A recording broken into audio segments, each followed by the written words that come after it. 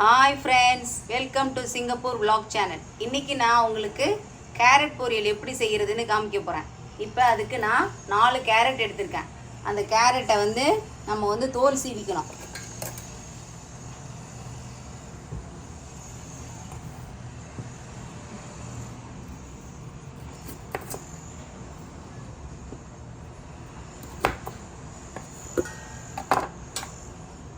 இது மாதிரி இருக்கும் தோல் சீவுறது, அதை வச்சு தோல் சீவிக்கணும்.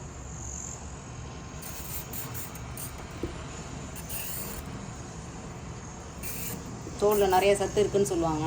ஆனால் இப்போ நிறையா உரம்லாம் போட்டு அதை விளைவிக்கிறதுனால நம்ம அந்த தோலை எடுத்துடணும்.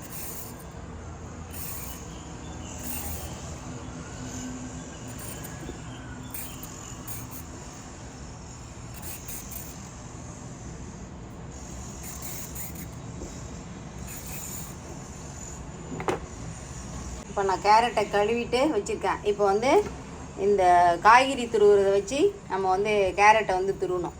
இதில் இது நம்ம இந்த பெருசாக இருக்குல்ல, இதை எடுத்துக்குவோம். இதை வச்சுட்டு நம்ம அந்த கேரட்டை துருவிட்டு அப்புறம் நம்ம தாளிக்கிற வேலை செய்யணும்.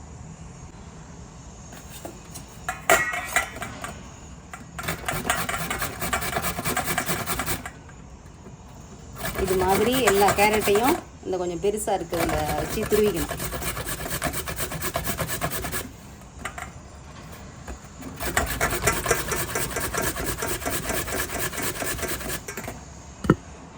எல்லா கேரட்டையும் துருவி வச்சுட்டேன். இதுக்கடுத்து என்னென்ன பொருட்கள் தேவைப்படுதுன்னு பார்ப்போம்.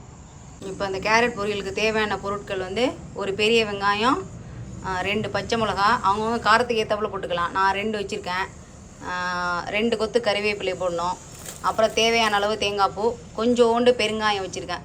விருப்பப்படுறவங்க போட்டுக்கலாம். கொஞ்சம் பெருங்காயம் போட்டால் ஒன்றும் அந்தளவு பெரிய டேஸ்ட் டிஃப்ரென்ஸ் தெரியாது, நல்லாயிருக்கும், உடம்புக்கு நல்லது. அப்புறம் தேவையான அளவு உப்பு, மஞ்சள் தூள் வச்சுருக்கேன். அப்புறம் எண்ணெய் வச்சுருக்கேன். இதுக்கடுத்து நம்ம எண்ணெய் சட்டியை அடுப்பில் வச்சு இதுக்கடுத்து சமைக்க ஆரம்பிக்கலாம். சட்டி சூடாகிட்டு அதில் நம்ம கொஞ்சோண்டு எண்ணெய் ஊற்றிக்கணும். நான் கடலை எண்ணெய் ஊற்றுறேன், நீங்களும் கடலை எண்ணெய் ஊற்றிங்க, இல்லைன்னா நல்லெண்ணெய் ஊற்றிங்க.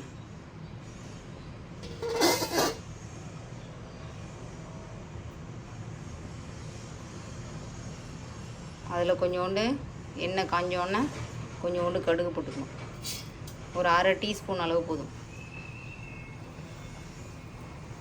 கடுகு நல்லா பொரியுது. அது பொரிஞ்சோன்னே அதில் பெரிய வெங்காயம், ஒரு பெரிய வெங்காயம், 2 பச்சை மிளகாய், கறிவேப்பிலை அதெல்லாம் போடணும். அப்போ ஒரு பெரிய வெங்காயம் போட்டுக்கிட்டேன். பெரிய வெங்காயம் போட்டுட்டு அதை வதக்கணும். அதுக்கடுத்து அதில் கொஞ்சோண்டு உப்பு போட்டுக்கணும். உப்பு போட்டால் வெங்காயம் சீக்கிரமாக வதங்கும்.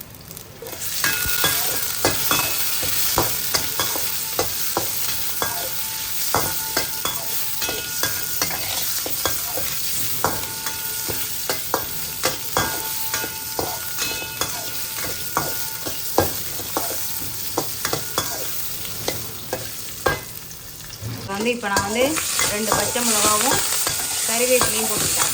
அதை போட்டுட்டு நல்லா வதக்கிக்கணும்.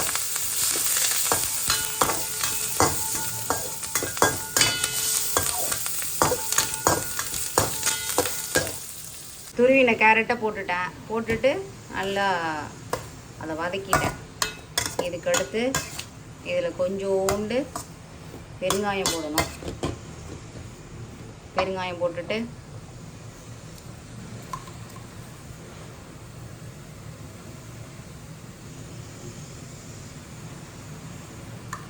கொஞ்சோண்டு பெருங்காயம் போட்டுட்டு கிண்டிக்கணும்.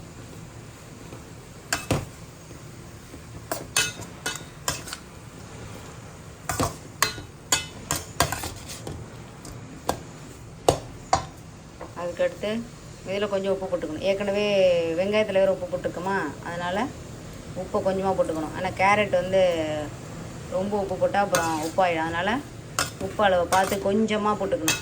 ஒருத்தவங்களுக்கு உப்பு நிறையா வேணும், ஒருத்தவங்களுக்கு உப்பு குறைச்சி தேவைப்படும். நான் கொஞ்சம் தான் உப்பு போட்டிருக்கேன்.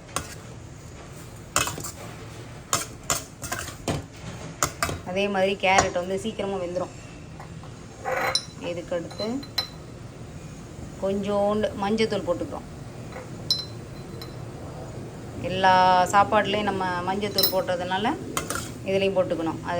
அது ஒரு ஆன்டிசெப்டிக் அதனால் மஞ்சத்தூள் போட்டுக்கிட்டோம்னா இம்யூனிட்டி பவரும் அதிகரிக்கும், உடம்புக்கு நல்லது.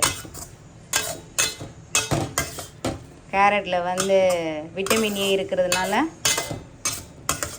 கண்ணுக்கு நல்லது. அதனால் வந்து எல்லோரும் வந்து கேரட் பொரியல் செஞ்சு சாப்பிட்ணும். இல்லை கேரட்டை வந்து பச்சையாகவும் சாப்பிட்லாம், சின்ன பிள்ளைங்களுக்கு கொடுக்கலாம், ரொம்ப நல்லது. இதுக்கு அடுத்து நான் தேங்காய் பூ போட போகிறேன்.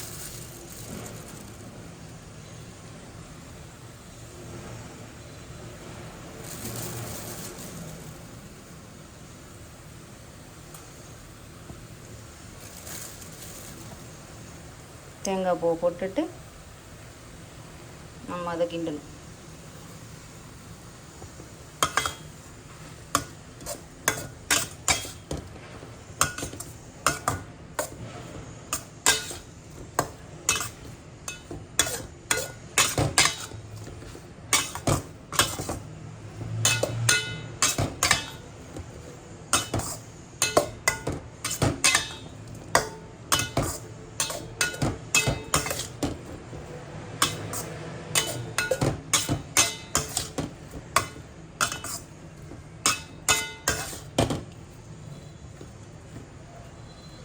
இது கொஞ்சம் நேரம் வேகணும். வேகிற வரைக்கும் நம்ம கொஞ்சம் நேரம் வெயிட் பண்ணுவோம்.